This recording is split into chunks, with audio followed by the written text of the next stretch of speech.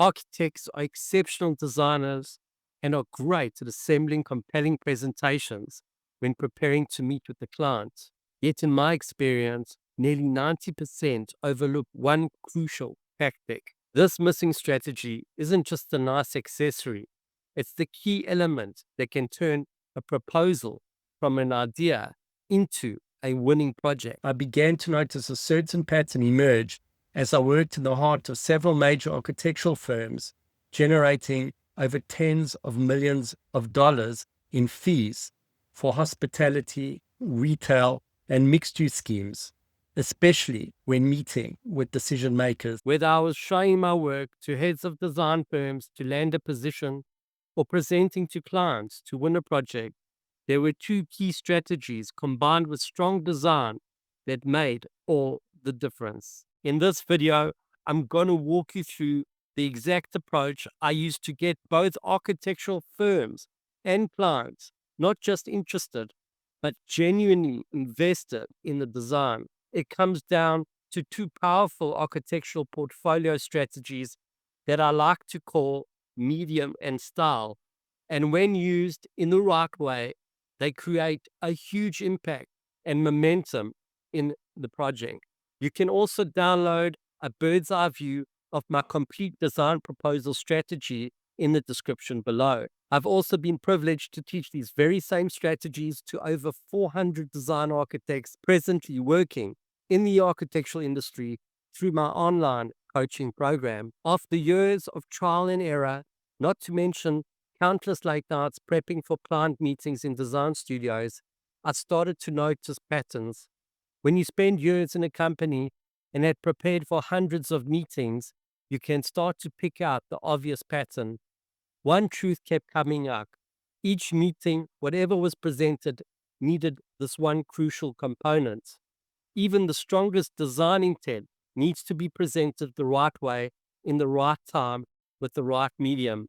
And here's the kicker. It doesn't have to be complex. In fact, once you've seen what I'm about to show you, you won't believe how obvious it is. So let's break it down. You're at the end of your design process and production of it. You've gone through all the phases from schematic planning to 3D modeling to 3D design sculpting to creating layouts in Photoshop and Illustrator, whatever you may be using. And now it's time to assemble your presentation. And there are many different ways you can do that. Obviously, you can show your plans and your sections and your elevations on an A0, A1, or A3 pieces of paper. You can pin them up. You can create Google Slides or PowerPoint presentations and have that displaying in the background on a widescreen TV or a widescreen format. And you can also employ other methods like augmented reality and virtual reality. A lot of architects show 3D animation and also sometimes just rotate around a model in the native softwares that they're using to design. But whatever architectural medium you land up choosing to present to your client, there is one thing that must never be left out of the equation. When a project lives only on a computer, it disappears after the presentation. The moment the screen is off, that's why manifesting your whole project on paper, something physical, something tangible, matters so much. It gives the designer presence beyond the screen. It makes it real. But not just any size paper. We're going to talk about the medium, the size of the medium, and why it is so strategically important. There's something undeniably effective about placing a crisp, well-curated architectural portfolio in front of your client on the table. This medium invites a different kind of engagement. People lean in, clients, consultants, and whoever's sitting around the boardroom table leans in if they each have their own brochure. Suddenly, the mood shifts in the room from performance to conversation. There's a tactile rhythm to a brochure, a kind of physical presence that screens simply can't replicate. But this isn't just any architectural portfolio piece. I'm talking about tabloid-sized printouts. A3 in metric terms in North America is referred to as a tabloid size. It's large enough to communicate the nuances of your design, yet compact enough to hold, flip through, and take away. It's tangible, it's intentional, and when designed with care, it leaves an impression that no screen ever could have. What I've discovered over time is that when you hand every consultant and stakeholder the same version of their brochure, it becomes more than just a document. It becomes a packaged idea, a shared reference, a portable anchor for the project. When someone can take your work back into their own world, sit with it, page through it at their own pace, in their own space, it invites a level of interaction and reflection. That's the real power of print. It lingers. And when it lingers, it causes momentum. I think it's so crucial to complement whatever you're presenting to your clients on the day with an architectural portfolio brochure of the project. So why is the perfect size an A3? The A3 or tabloid format hit the sweet spot. It's large enough to present detailed drawings and visuals, but still compact enough to hold, flip through, and carry home. It avoids the clunkiness of large format rolling up while offering more impact than a standard A4. The A3 tabloid size paper is tactile and memorable. Printed brochures create physical experience. Unlike screens, they invite clients to pause, point, annotate, and truly engage. This sensory interaction makes your work more memorable and more likely to be revisited after the meeting. I also like to call it a powerful leave behind. A well-designed brochure doesn't end with the meeting. It travels, landing on desks, in meeting rooms, and in the hands of decision makers.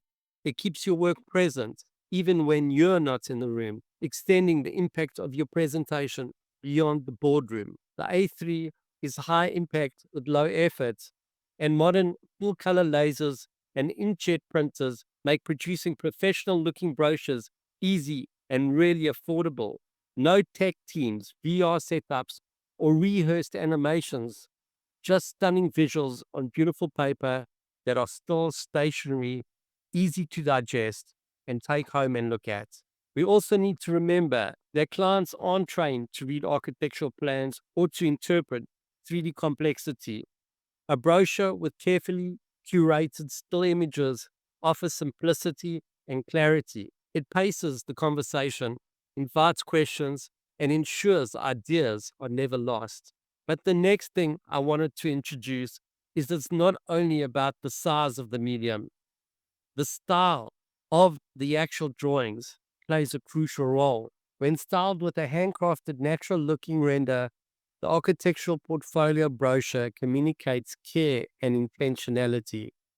It feels designed, not automated by render softwares, and that visually emotional tone, which looks crafted, builds trust and communicates thoughtfulness in a way hyperrealistic renders don't. Handcrafted renderings shift the mood of an architectural portfolio. Instead of a cold, perfect, photorealistic style, which may feel final and rigid, a handcrafted style, whatever that may mean for you, introduces a warm softness and a sense of unfinished process into your architectural portfolio or brochure. It's super important to leave a space for the client's interpretation, giving a client a sense of direction without locking every detail in. A handcrafted style invites, it builds trust, and encourages open dialogue. It's also amazing to note that artificial intelligence allows us to create synthesized, handcrafted styles in the same way that we may have prepared on paper. Crafted imperfection for your architectural portfolio is crucial. So, just to round it off, the right architectural medium and style can definitely uplift your architectural strategy in the boardroom and how your ideas are received by clients and future prospects. If something that was spoken about in the session resonated with you, I'd love you to leave your thoughts in the comment section below this video. And if you want to go deeper, I've put together a free download of the architect's design proposal formula, which you can download in the description below this video. And if this training added some value and helped the way you think about presenting in the boardroom to your clients, so then I suggest watch this related video where we go a little bit deeper. I look forward to sharing more with you.